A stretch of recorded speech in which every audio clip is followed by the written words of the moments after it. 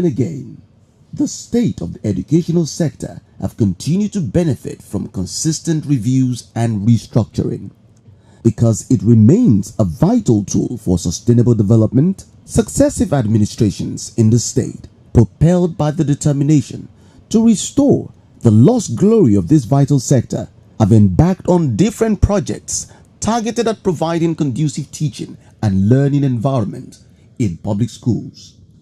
One of the vehicles through which this policy is being driven is the State Universal Basic Education Board, Subeb. Established to ensure unfettered access to 9 years of education for every child of school age, Subeb provides free and compulsory universal basic education, thus reducing drastically the incidence of dropout of children from formal school system through improved relevance, quality, and efficiency. Subeb also ensures acquisition of appropriate levels of literacy, numeracy, manipulative, communicative, and life skills, as well as ethical, moral, and civic values needed for laying a solid foundation for lifelong learning. Tonight, State on Focus takes on the chairman of the State's Universal Basic Education Board, Subeb, as he shed lights on the board's activities towards strengthening the successes already recorded in the provision of functional basic education for the pupils. On your resumption at this particular agency, how will you describe it? What state was Subeb when you newly arrived? It wasn't too bad, but obviously there's always room for improvement. So we are here and we have started. We believe we're going to move Subeb forward. You've been here for some time now, maybe a month, maybe or thereabout. The question is that, what is your plan? What's your vision for this agency, especially in consonance with the vision of the state government and its expectation from the board? Apart from our own personal vision as a board, we have to key into the vision of our amiable governor, Mr. Akinwumi Ambode. One of his visions is to promote inclusion in schools, to give schools facelift, and obviously that is one major issue we too want to pursue. And we have started this. With his support, we believe very soon our schools will be upgraded, structures in our schools will be upgraded, and teachers' training and retraining is ongoing. We will pursue it vigorously so that teachers' attitude to work will change and the schools will be better for it. Major reason why Subeb was established is to provide or ensure free universal basic education in the state. The question is, how well is this being implemented? The structures in schools were not that encouraging. With the establishment of Subeb, a lot of improvement has been made.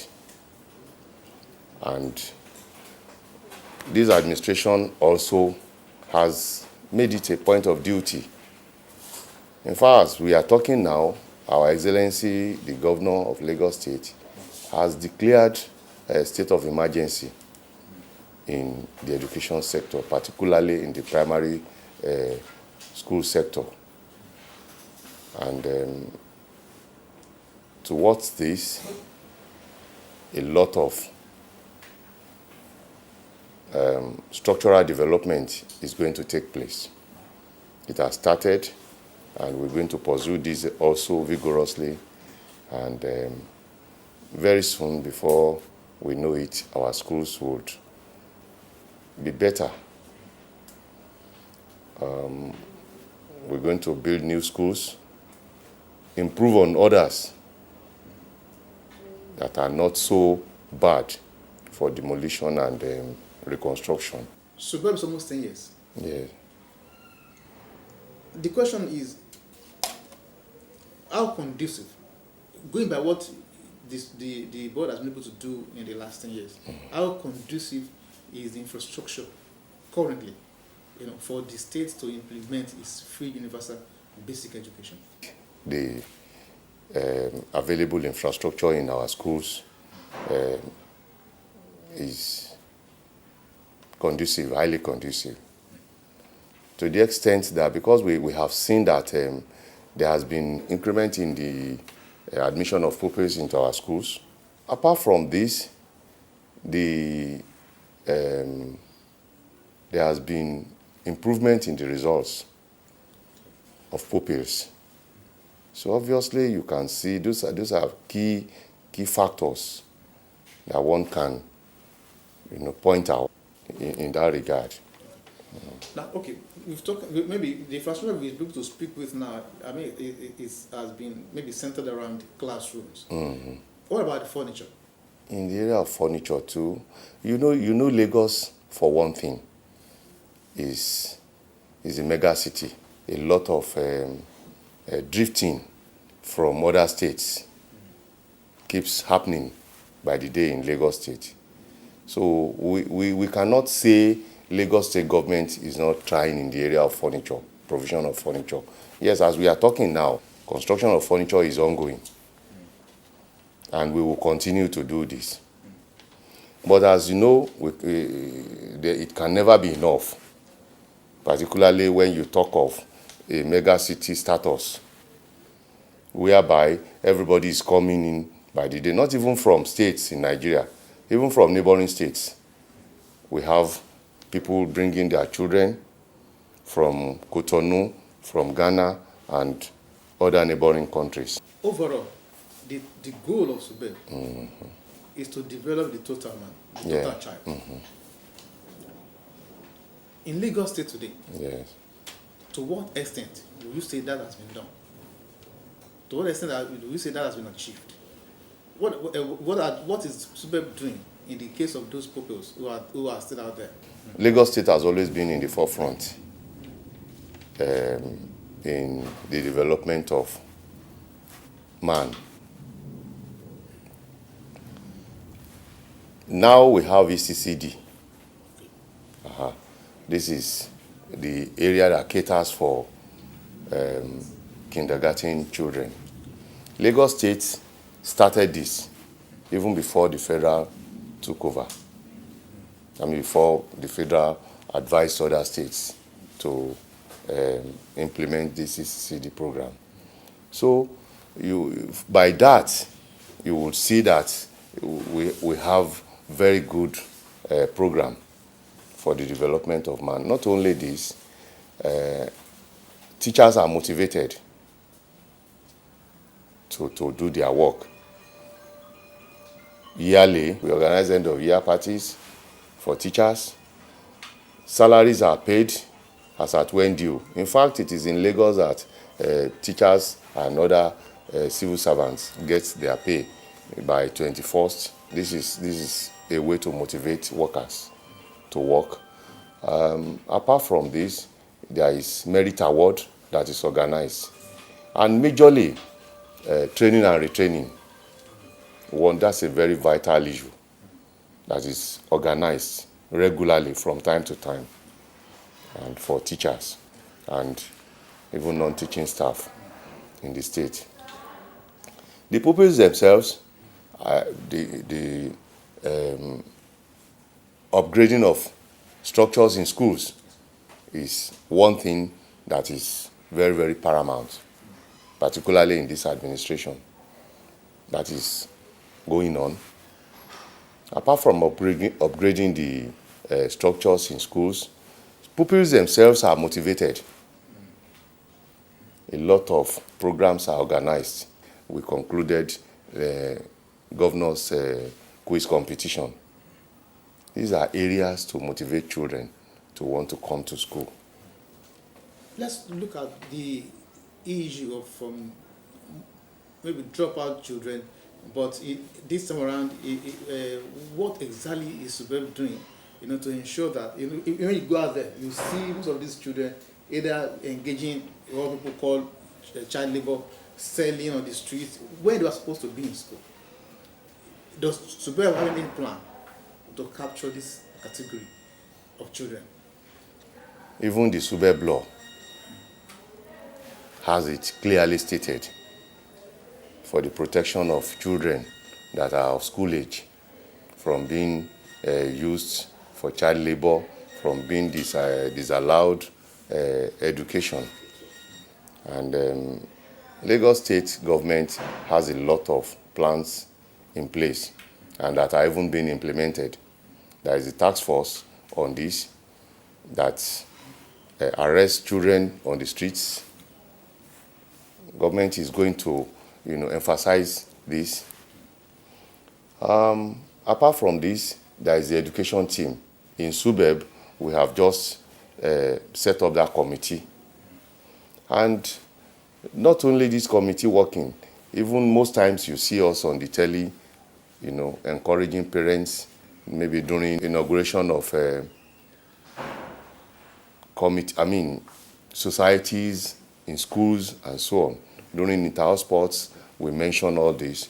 Our SBMC people, we encourage them to pass this information to parents. In communities, we encourage them by even taking over their schools, telling them that government is interested in the education of the children. And all of this definitely would have positive effect on the psyche of the parents to bring their children to school.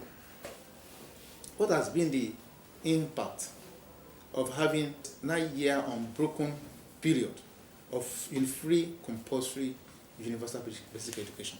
It's always the fact that when something is continuous, the tendency for you to have been fully imbibed in a particular activity is very high. So if the 9-year unbroken chain is completed, the tendency is for any child, any parent to want to continue, particularly in a very conducive environment like that of Lagos schools, where there are qualified teachers. Most of our teachers even have master's degree in primary schools. And the corollary effect is that parents will be happier. Go to our secondary schools, junior secondary and senior secondary schools, with the ECO project, a lot of improvement has taken place. What exactly is the board doing in the area of enrollment of pupils? Before now, right from when we came on board, a lot of changes has taken place. This board is not the sit-tight type. We have been going around schools to motivate teachers, head teachers of schools to deliver. So also we have embarked on regular education of the general public about schools. Each time we have either inter-house sports, meetings with parents, meetings with SBMC, have opportunity of talking on the air, we make this known.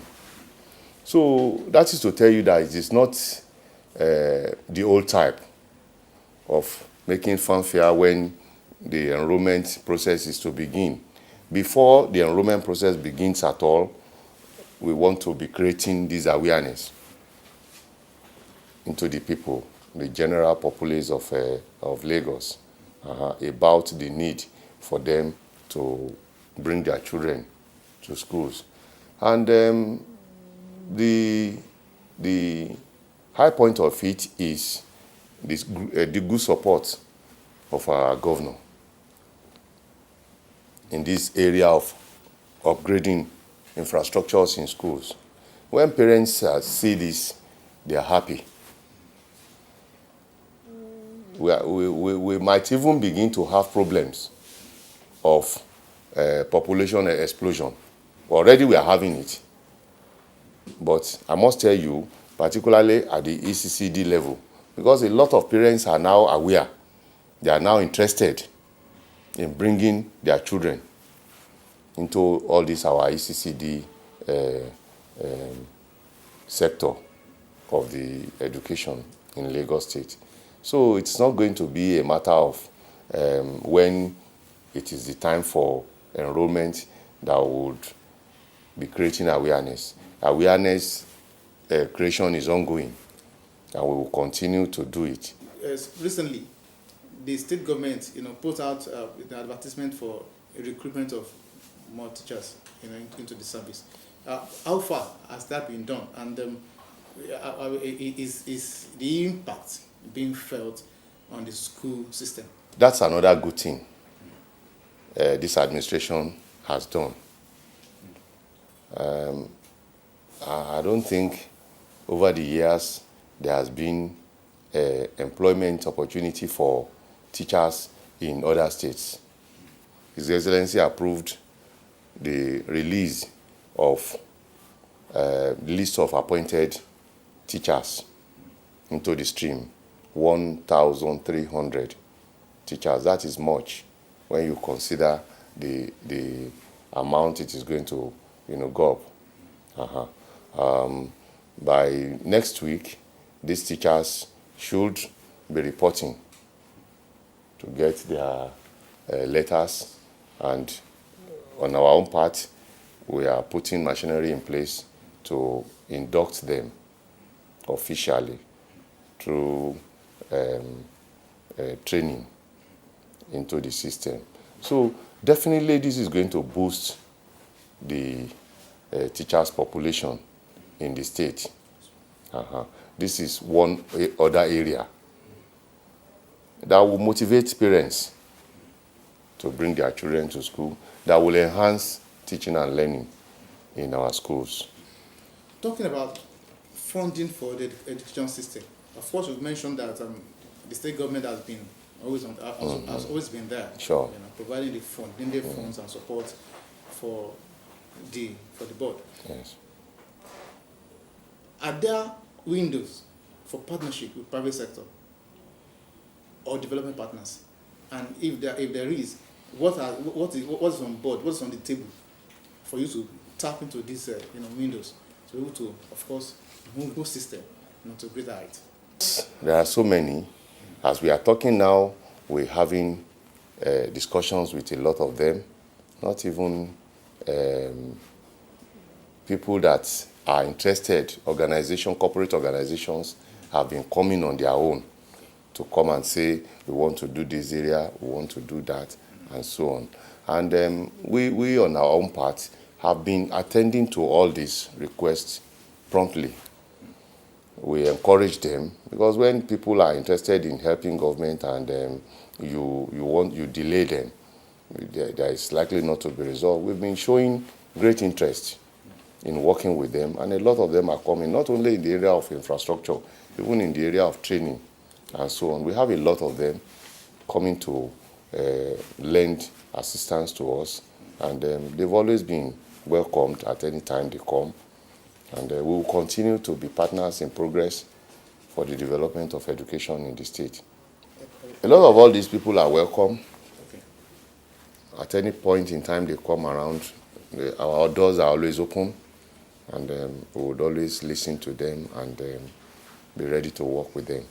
Talking about inclusive education system, of course, this for an administration that is pushing for communal focus, community-based programming for all the people across the state. What have we been able to do to make sure that you run an inclusive education system, that some people are not left out, like the physically challenged and all that? That is one other area that I am particularly interested in. apart from the special schools we have the inclusive units. We have about 38 of them. And then on our own, we are beginning to see the possibility of establishing more so that children in special schools, special children in various communities that will not have access to the special schools can be accommodated. And all of this is going on. We are ensuring that those ones, even the teachers in the inclusive units, are taken care of. The children are well taken care of. Let me tell you, before now, the inclusive units, children are given midday meals just to encourage them. Government is spending a lot of money on midday meals for these children. And it's a lot of teaching learning materials. Of course, this is what they need. It's being procured for them because that will enhance their learning. And so a lot of all these are in place for them. But we will not rely on that number we have. We are planning. In fact, a committee has been set up to look into the possibility of, establishing more, particularly in communities where they cannot have access to the special schools. We know that for every organization, there will always be room for challenges, the room to refocus, room to reappraise. The question, sir, is what will you consider are the challenges you are still facing as far as the board is concerned, and what is the plan on ground to mount these challenges?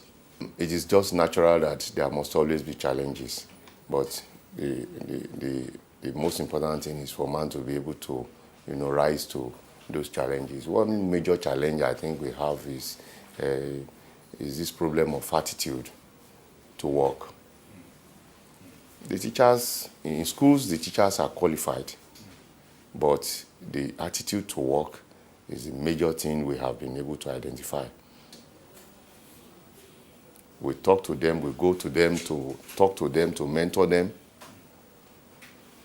And training and retraining is ongoing. We will not stop. We will continue to train them regularly. And with that, we are beginning to see changes. People are beginning to realize that, yes, it's important that they do their work and do it properly. Another problem, another challenge may be funding. In spite of the efforts of the state government, there would always be challenges of, fund.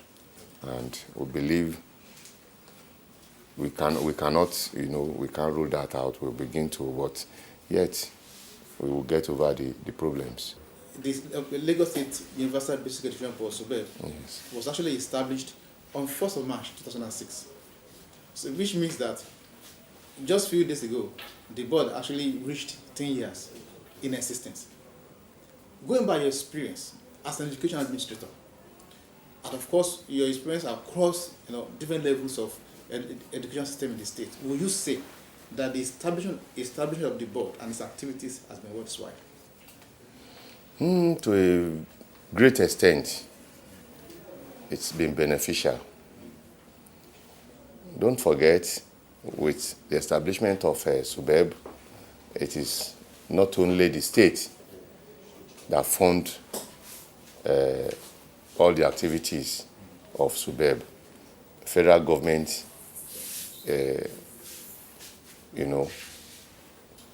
gives the counterpart funding.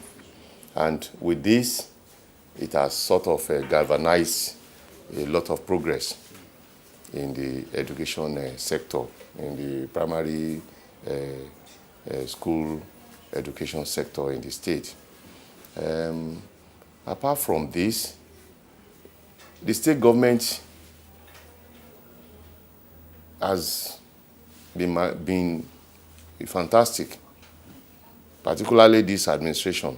this particular administration of our amiable governor, Mr. Akinwumi Ambode, a lot has been done.